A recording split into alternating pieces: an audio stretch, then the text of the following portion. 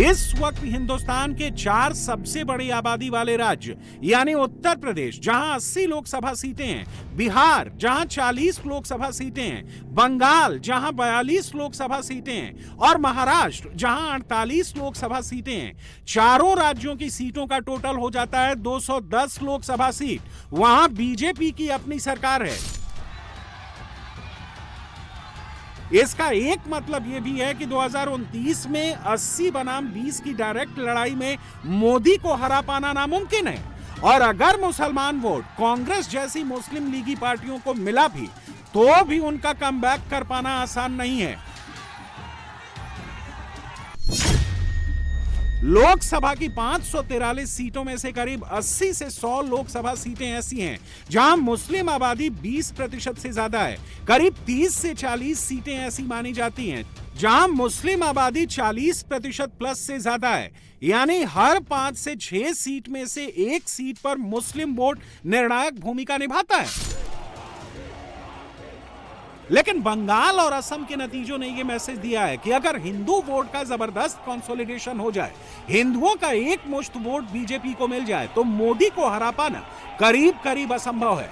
और यह बात अब विरोधी भी समझने लगे हैं, कहने लगे हैं कि विपक्ष को 29 के लिए अभी से सावधान रहना है। नंदीग्राम का हिंदू जनता फिर मुझे जिताया, वहां मुसलमान वोट पूरा के पूरा टीएमसी को मिला। ये लोग बहुत कट्टरवादी, इसलिए मेरा मार्क ठीक है। मैं नंदीग्राम का हिंदू के लिए काम करूंगा। टीएमसी खत्म हो जाएगा विद इन 24 आवर्स, इसको बर्बाद हो जाएगा, खत्म हो जाएगा। ये भ्रष्टाचारी परिवारवादी पार्टी, इसका कोई आइडियोलॉजी नहीं है। आईपैक, कुछ पुलिस और कुछ गुंडा, खास करके एक समुदाय का कुछ गुंडा के ऊपर इसका पार्टी था। ये पार्टी खत्म हो जाएगा, मान के चलिए। उसका पॉलिटिक्स खत्म हो गया है। वो परिवारवादी और जो ऑटोक्रेट पार्टी, ये सब नहीं चलता बंगाल। विधानसभा चुनाव होने वाले उसको हम बिल्कुल सावधान रहने की आवश्यकता है। सावधानी नहीं, पूरे विपक्ष को एकजुट होने की आवश्यकता है। और ममता जी को एक बार अपनी जिद पर फिर से विचार करना पड़ेगा। और हमको जो 2024 का मैंडेट है कि एक सशक्त विपक्ष कांग्रेस के नेतृत्व में काम करे, उस मैंडेट का आदर करना चाहिए। उनके प्रतिद्वंदी पार्टी को सावधान रहने की जरूरत है। यहाँ उनके प्रतिद्वंदी कांग्रेस है, हमको बहुत सावधान रहने की जरूरत है। सावधानी नहीं और बहुत ही सतर्क, वो हर समय जवाब देने के लिए तैयार रहना पड़ेगा। बंगाल की जीत नरेंद्र मोदी के लिए कितनी बड़ी है, इसका अंदाजा आप इसी बात से लगा लीजिए कि बीबीसी की पहली हेडलाइन भी यही है। आप दुनिया के किसी भी अखबार का पन्ना उठा लीजिए, द गार्डियन पर मोदी और बंगाल की जीत, अल जजीरा पर मोदी और बंगाल, न्यूयॉर्क टाइम्स पर मोदी और बंगाल, वॉशिंगटन पोस्ट पर मोदी और बंगाल, यहां तक कि पाकिस्तान के डॉन न्यूज पर भी मोदी को बंगाल में मिली ऐतिहासिक जीत का ही जिक्र है। और यह हिंदुस्तान में बैठे मोदी विरोधियों के लिए बहुत बड़ी फिक्र है, क्योंकि बंगाल और असम के बाद अब बीजेपी ने Punjab next, Telangana next, Himachal next पर काम शुरू कर दिया है। मोदी 26 के बाद 2029 तक आने वाले हर चुनाव में उस 80% वोट बैंक को टारगेट करेंगे जो अगर एकजुट रहा, बीजेपी के ही संग चला, तो फिर लाख कोशिश करने के बावजूद मोदी विरोधी खेमे का 20% वाला मुस्लिम वोट बैंक 2029 में नरेंद्र मोदी को चौथी बार प्रधानमंत्री बनने से नहीं रोक पाएगा। और इसकी कई सारी और वजहें भी हैं।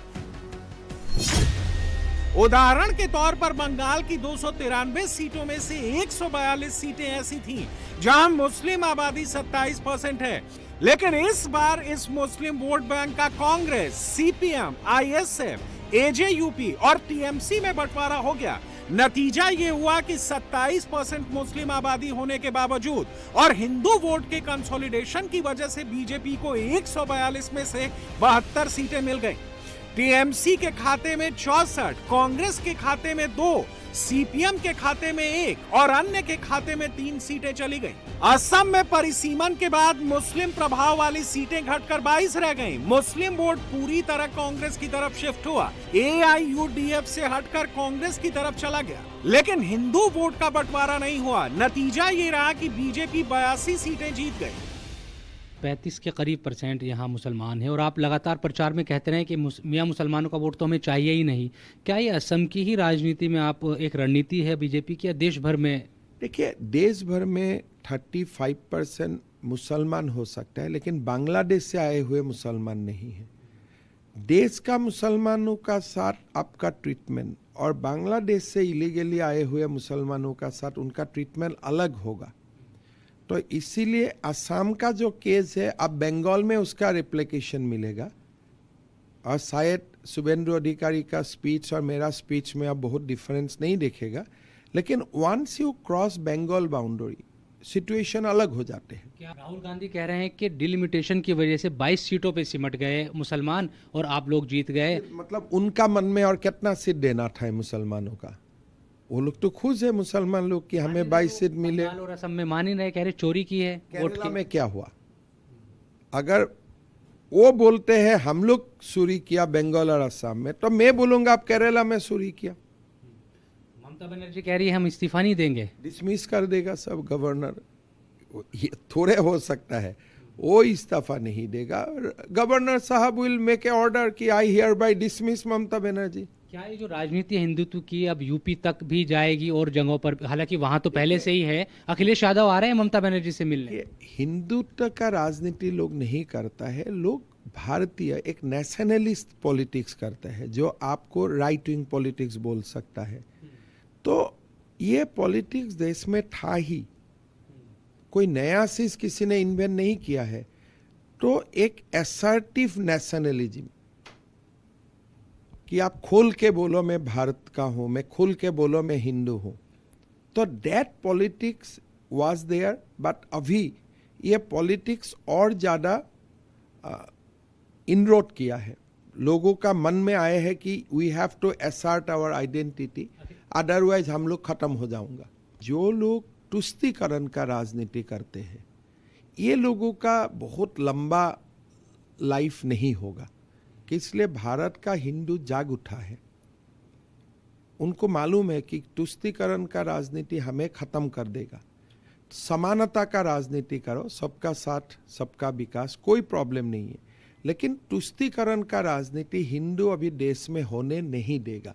उत्तर प्रदेश हो, बिहार हो, पश्चिम बंगाल हो, जो तुष्टीकरण का राजनीति का जो एक दौर चला था, ये अभी समाप्त हो चुका है। वो लोग भी तुष्टीकरण का राजनीति करते हैं, उनका समय अभी समाप्त हो चुका है। गौरव गोगोई हो, ममता बनर्जी हो, उनका कॉमन क्या है कि दोनों तुष्टीकरण का राजनीति करते हैं। और मेरा लगता है कि पीपल ऑफ इंडिया ये अभी तुष्टीकरण का राजनीति को मानने वाला स्थिति में नहीं है। यानी सैफ्रॉन की सुनामी में असम भी भगवा हो गया और बंगाल भी बीजेपी का हो गया। जम्मू कश्मीर के सीएम उमर अब्दुल्ला का यह कहना कि बंगाल में बीजेपी की जीत एक ऐसा भूकंप है जिसके झटके 2029 तक महसूस किए जाते रहेंगे, उसके पीछे की सबसे बड़ी वजह ही हिंदू वोटर्स का नया मूड है, जो अब तुष्टीकरण की राजनीति करने वालों के साथ नहीं है, हिंदू हित की बात करने वालों के साथ, नरेंद्र मोदी के साथ ही आगे बढ़ना चाहता है। 2029 में भी मोदी को ही लाना चाहता है। बीजेपी की भारत जोड़ो यात्रा को आगे बढ़ाना चाहता है।